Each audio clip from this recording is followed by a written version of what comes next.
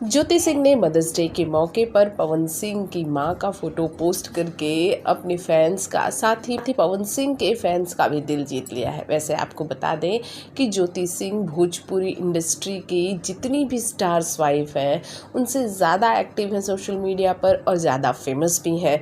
और ज्योति सिंह कुछ भी करती हैं तो फैंस बहुत जल्दी रिएक्ट करते हैं।